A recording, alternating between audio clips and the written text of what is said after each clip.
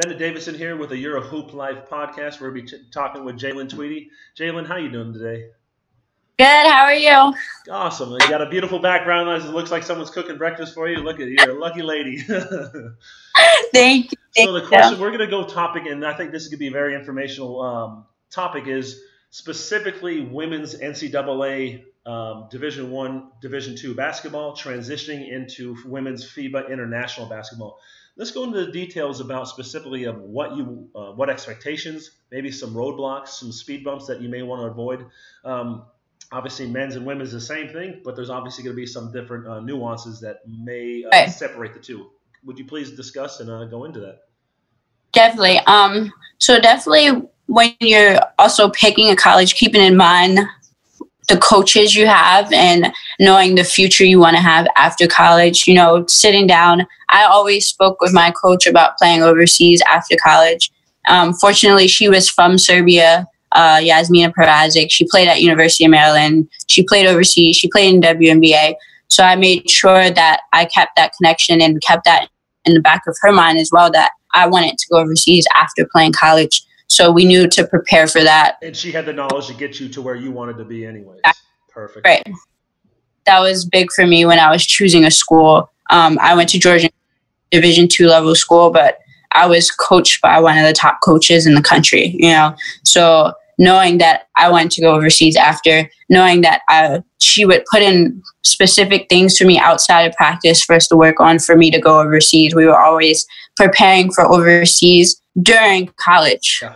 So making sure that you are aware of that and you pick the right coach, the right people to stand behind you for that. A few roadblocks may happen, you're going to run across, as soon as your senior season is over, you're going to run across different agents trying to contact you, trying to tell you,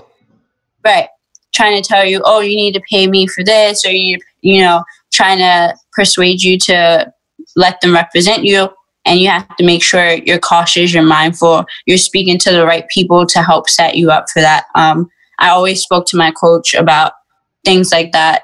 She always warned me about, you shouldn't be paying agents until you get on a team, right? Like you shouldn't be coming out of your pockets. The team to pay that 10% of the agent's fees.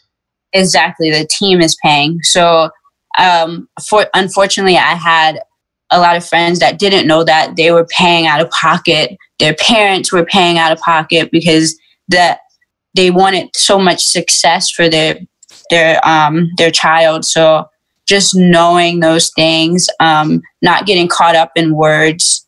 Also, making sure you're available for as many camps, getting yourself out there, putting in the work. What camps did you go to? Did you find that obviously with the WNBA, you're going to be in the United States doing combines and they have a very solid structure. FIBA is a little bit kind of like AAU, where you have the guy in the velour FUBU suit and the earpiece, but yet he's not talking to anybody, but he looks like he knows what he's talking about.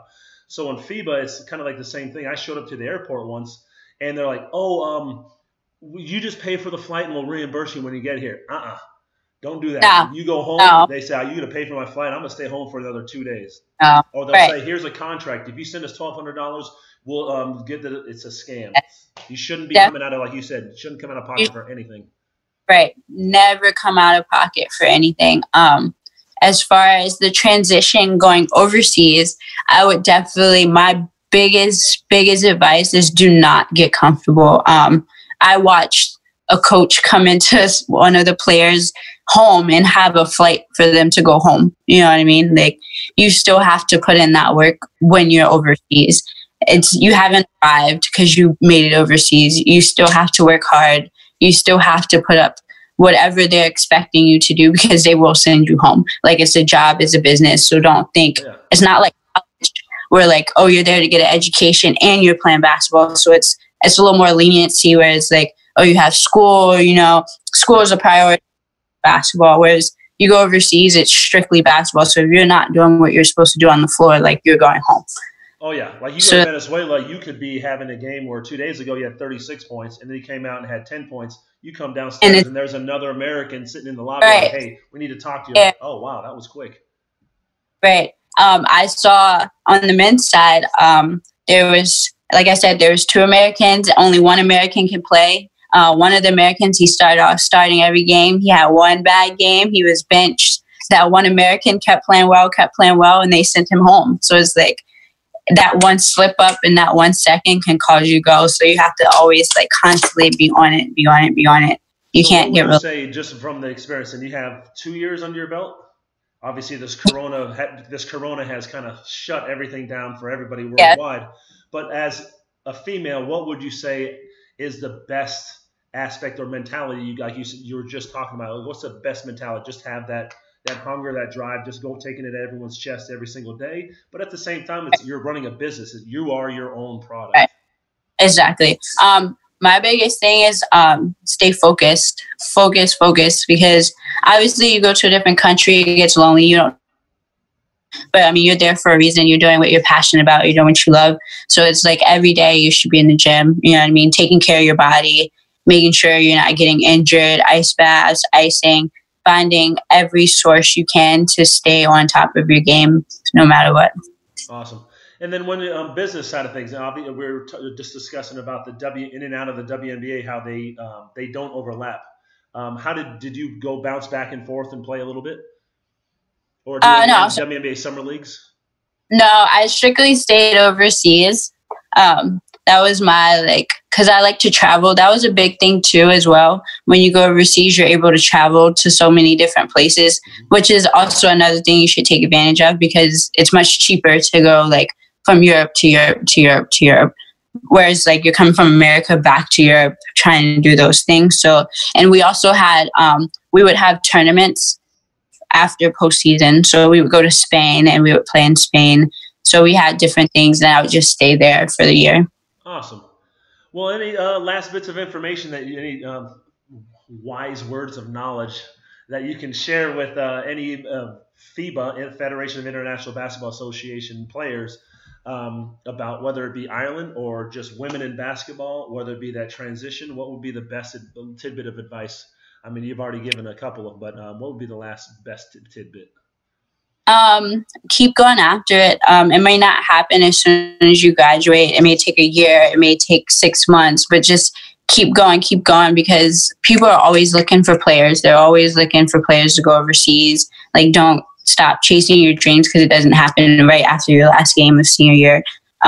Always put in the work for it. Don't turn down any camps. Go to camps, and don't come out of pocket for money. You shouldn't be paying anything. Let's go into those camps. Would you travel overseas to an international camp, like an Italy one or Ireland or something like that? Because sometimes you deal with the with the NBA and the summer leagues in Las Vegas, and then you have those EuroLeague camps, which are just kind of yeah. So go into that.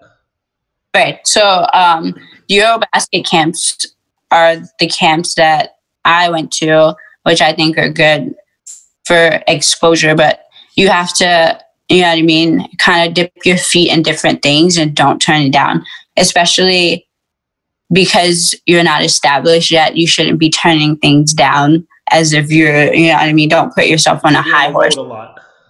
Yeah, right. Awesome. Well, what's the best, Jalen? Thank you for your information and your sharing your experience. What would be the best way that anybody could get in contact with you if they had more questions for you? Definitely via social media, Instagram, Twitter, _TWEED with 3 Ys. That name was already taken. You had to put 3 Ys on there? Yeah, somebody took my name, so add extras. Awesome. Well, thank you for your time and knowledge, and we'll wrap up this interview. Awesome. Thank you so much. Welcome.